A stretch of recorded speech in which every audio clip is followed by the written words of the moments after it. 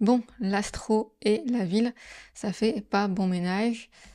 Typiquement, ça nous viendrait pas trop à l'esprit d'aller observer une galaxie ou une nébuleuse en plein Paris. Les planètes, oui, il y a pas de souci parce que c'est très lumineux, mais tout ce qui est ciel profond, vu que c'est peu lumineux, on n'en fait pas en ville. Mais pour l'astrophoto, c'est un peu différent. Et justement, c'est ce qu'on va voir dans cette vidéo. On va voir que c'est possible, on va voir comment c'est possible, et aussi je vais vous montrer un exemple de ce qu'il est possible de faire. Alors pour commencer, pourquoi on ne va pas shooter en ville très rapidement? Vous le savez très probablement, ville égale pollution lumineuse, et pollution lumineuse égale pas bon pour le ciel profond, encore une fois, tout ce qui est type d'astre très peu lumineux. Pourquoi? Parce que du coup, le fond de ciel va être plus clair et on va avoir moins de contraste, on va avoir beaucoup plus de mal à faire ressortir l'astre.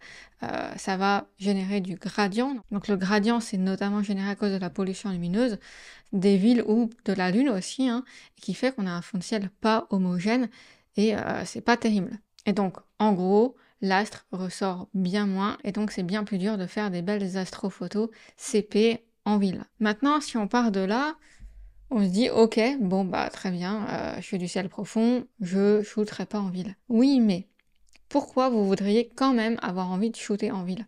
Il y a plusieurs éléments. Le premier, c'est que vous n'allez pas déménager juste parce que vous faites de l'astrophoto de galaxies, de nébuleuses. Bon, à moins que vous soyez vraiment, vraiment à fond dedans, généralement, c'est pas le cas. La deuxième raison, c'est que du coup, si vous habitez en ville et que vous voulez faire l'astrophoto au ciel profond, c'est-à-dire que vous allez devoir vous déplacer pour shooter vos astres. Donc, shooter en nomade. Et le nomade, ça rajoute pas mal de complexité, pas mal de temps, pas mal d'efforts. Notamment plus d'efforts parce qu'il faut trimballer le matériel. Souvent, on a du matériel lourd. Alors, avec les dernières technologies, notamment les montures Harmonic Drive, c'est plus forcément si lourd que ça, mais malgré tout, il faut trimballer la monture, le trépied, l'optique, toute la chaîne optique, les accessoires. Voilà, donc faut tout soulever, faut tout démonter, faut tout remonter, ça prend du temps. Il y a le temps de trajet en fonction de si vous êtes dans une grande ville ou pas. Je sais pas combien de temps vous allez avoir entre chez vous et le moment où l'endroit où vous allez shooter, donc faut faire ça aller-retour la nuit, donc souvent quand on est fatigué. Et en plus de ça, le nomade, on a quand même moins de confort que quand on photographie à la maison, parce que à la maison, notamment, quand on laisse tourner le setup dehors, on l'installe, on peut rentrer à la maison au chaud, faire autre chose, se mettre sous un plaid, etc. pendant que le télescope shoot. Quand on est en nomade, vous n'avez pas laissé le télescope tout seul, donc vous allez rester à côté.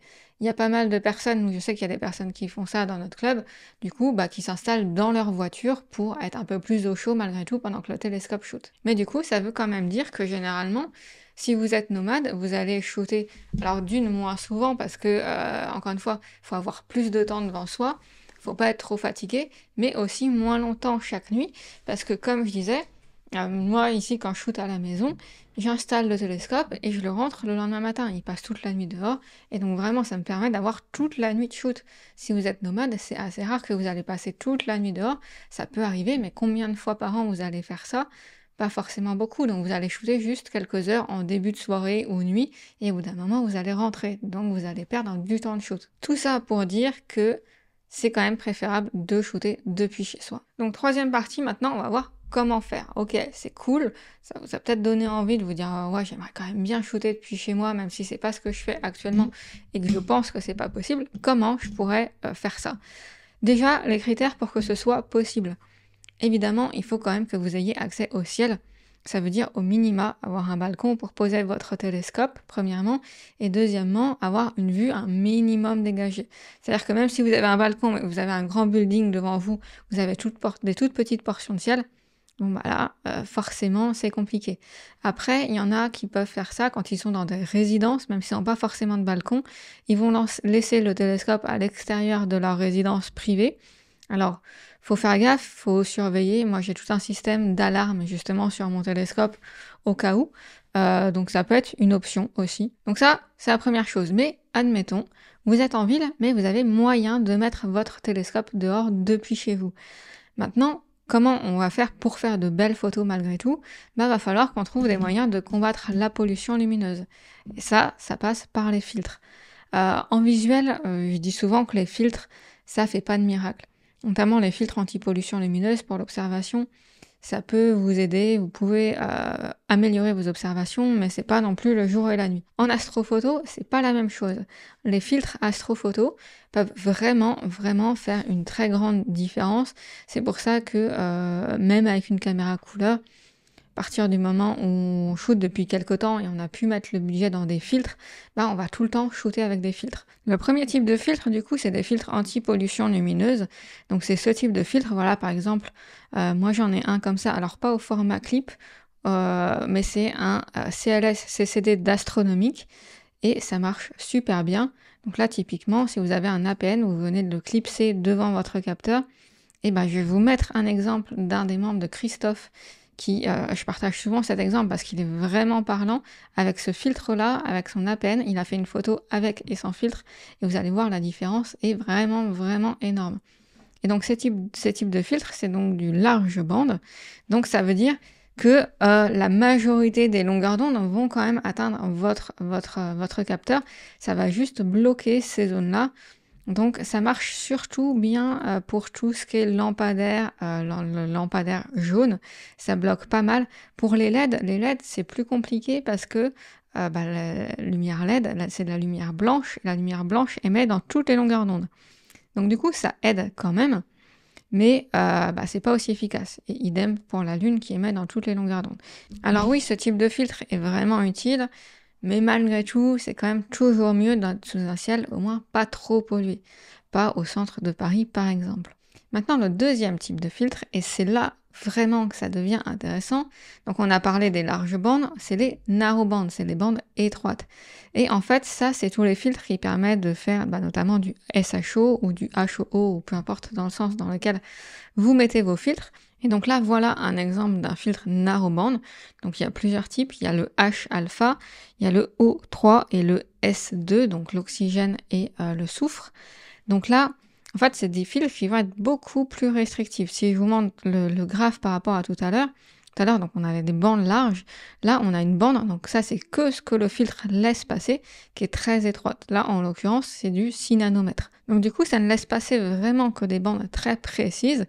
Et automatiquement, ça bloque beaucoup plus la pollution lumineuse. Donc ça, c'est le premier avantage de ces filtres, vous bloquez vraiment bien la pollution lumineuse. Deuxièmement, c'est lié, ça augmente fortement le contraste. Ensuite, ça fait des étoiles plus fines. Alors ça, c'est un bonus en plus qui découle du reste. Et c'est des filtres qui sont utilisables et sur les caméras couleur et sur les caméras monochromes. Ce ne sera pas les mêmes. Si vous avez une caméra monochrome, vous aurez 3 filtres, un filtre par bande, un pour le S, un pour le O, un pour le H. Si vous avez une caméra couleur, ce sera 2 filtres. Enfin, il y a plusieurs options, mais généralement, c'est des 2 filtres, des dual bandes, H plus O, et un autre qui est O plus S. Par contre, ça a aussi des inconvénients. Le premier, c'est que du coup, vous avez vu, ça récupère des bandes vraiment précises. Donc le H-alpha, l'hydrogène, l'oxygène et le soufre plus précisément. Et ça, en fait, c'est surtout émis par les nébuleuses et notamment les nébuleuses en émission. Ça veut dire que si vous faites des amas d'étoiles, des galaxies ou d'autres types de nébuleuses, vous ne pourrez pas utiliser ces filtres-là. Le deuxième inconvénient, c'est que on va faire des temps de shoot plus longs, puisque vu que ça bloque quand même beaucoup de lumière, on va faire des temps de pause plus longs tout simplement pour compenser. Typiquement, moi, avec des filtres bandes larges, donc mon filtre de luminance ou mes 3 filtres de couleur pour faire mes couleurs avec ma caméra monochrome, je fais des pauses de 5 minutes. Avec mes filtres narrowband SHO, je fais des pauses de 10 minutes unitaires. Et le troisième inconvénient de ce type de filtres, c'est qu'ils sont chers. Évidemment, comme pour tout, notamment pour les filtres, plus vous allez prendre un grand diamètre, un grand filtre, plus ce sera cher. Donc typiquement, les 2 pouces sont bien plus chers que les 1 pouce 25. Si jamais vous avez besoin d'un filtre qui bloque vraiment bien la pollution lumineuse, mais que vous ne faites pas que des galaxies, typiquement, que des nébuleuses, typiquement, justement, vous aimez bien les galaxies, il y a quand même quelques filtres qui sont pas mal, notamment l'Antlia, il y a le quad band et le tri-band. J'ai fait un post dans l'académie pour savoir lequel choisir entre les deux. En gros, dans la majorité des cas, le tri-band marche mieux pour un peu tous les setups. Le quad-band, il a certaines particularités. Et typiquement, si on regarde justement les graphes, vous voyez que contrairement à l'astronomique, c'est pas celui-là, je vais vous le retrouver. Voilà, celui-là, l'astronomique CLS-CCD. Donc, c'est les bandes pour le CCD, c'est pour l'astrophoto. Donc, c'est les bandes bleu foncé. On voit qu'on a 2 bandes qui sont assez larges. Ici, si on regarde l'Antlia, on voit qu'on a plusieurs bandes, donc c'est un peu moins large. Ce qui permet de shooter, de capter vraiment tout le signal qu'on veut sur tout type d'astre. Mais en même temps de bien plus bloquer la pollution lumineuse, parce qu'en fait, plutôt que d'avoir, par exemple, une raie qui part d'ici jusque là, en fait, c'est découpé en 2 et ça bloque vraiment toute cette zone-là. Donc ça, c'est vraiment une bonne option. Nous, on a au moins un membre qui a le quad band. On en a d'autres justement qui sont intéressés, qui regardent pour prendre le tri-band ou le quad band en fonction des setups et justement qui vont tester un petit peu tout ça.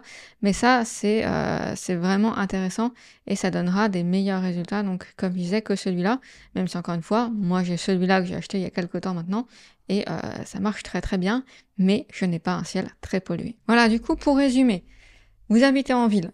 Vous voulez faire principalement des nébuleuses, et notamment des nébuleuses dans les tons un peu palette de Hubble, SHO, HOO, tous ces trucs-là. Là, jackpot, parce que vraiment, c'est la meilleure configuration possible, puisque vous allez vraiment pouvoir bien bloquer la pollution lumineuse avec les filtres narrowband. Et je parlais des restrictions, tout à l'heure, on a vu un 6 ou 12 nanomètres. Si vous avez vraiment beaucoup de pollution lumineuse, il faudra prendre un filtre très restrictif, donc typiquement du 3 nanomètres, voire moins. Plus c'est restrictif, plus c'est cher, donc évidemment, en fonction de votre budget, il faudra adapter, mais idéalement, voilà, c'est ça, prenez vraiment le plus restrictif que vous pouvez si vous avez vraiment beaucoup de pollution lumineuse. Parce que plus le filtre sera restrictif, et meilleur vous aurez, plus ça bloquera la pollution lumineuse, et meilleur vous aurez un meilleur contraste. Et deuxième chose, si vous aimez la nébuleuse mais vous voulez pas faire que ça, il y a quand même des filtres anti-pollution lumineuse qui peuvent bien aider, notamment les Antlia, là, le tri-band et le quad-band, qui sont plutôt chouettes. Et pour terminer, du coup, je voulais vous montrer un exemple parlant, une photo qu'a prise par l'un des membres de notre club, Régent, qui habite au Québec, à Laval au Québec, donc grande ville. Bortol 9, il dit qu'il voit à peine des étoiles sous son ciel, et voilà la photo qu'il a réussi à prendre. Donc c'est la nébuleuse de la trompe d'éléphant, enfin le cœur de la nébuleuse de la trompe d'éléphant en SHO, justement avec des filtres narrowband, des filtres très restrictifs. Pour le coup, il a des 2,5 nanomètres, donc vraiment très restrictif. Et voilà la photo qu'il a sortie en plein dans une grande ville, Bortol 9, enfin le pire quoi. Donc vraiment, j'ai trouvé ça génial, super parlant. Et j'ai trouvé que ça donnait vraiment de l'espoir pour les personnes qui habitent en ville. Donc je voulais vous montrer ce qu'il est possible de faire et que c'est possible. Et pour l'info, si ça vous intéresse, la photo a été prise avec une NASCAR FRA 500 et une ASI 2600, donc monochrome. Et il a pris 30 photos de 600 secondes, soit à peu près 5 heures de pause en tout. Voilà pour cette petite vidéo, j'espère qu'il donnera de l'espoir à chacun, pas forcément à tout le monde, je sais, voilà, il reste des limitations, si vous n'avez pas de balcon, etc. Là malheureusement on ne peut pas faire grand chose, mais pour pas mal de personnes qui se déplacent, peut-être que vous pourriez ne pas vous déplacer et que ce soit plus agréable, plus sympa, shooter plus souvent, donc voilà. Vous pouvez me dire si c'est une piste que vous allez creuser, si c'est quelque chose que vous faites déjà aussi. Encore une fois, moi je trouve que ça simplifie énormément les choses de shooter chez soi. Moi j'ai presque fait que ça, j'ai eu la chance d'avoir un extérieur, de pouvoir poser mon télescope dehors. Et maintenant j'ai aussi un télescope vraiment en remote en Espagne et c'est vraiment un confort. En plus toute la partie installation de setup, création, d'automatisation, etc. c'est une partie qui me passionne. Donc voilà. Si vous voulez aller plus loin, j'avais aussi créé un document sur les 60 plus belles nébuleuses à photographier avec les filtres à utiliser pour chacune d'elles. Justement, savoir si vous pouvez shooter avec un filtre narrowband, donc le SHO, ou pas. Ou est-ce que c'est du SHO, est-ce que c'est du HOO, est-ce que ni l'un ni l'autre, juste un filtre anti-pollution lumineuse. Donc voilà, vous pourrez récupérer ce document gratuitement en cliquant sur le premier lien dans la description.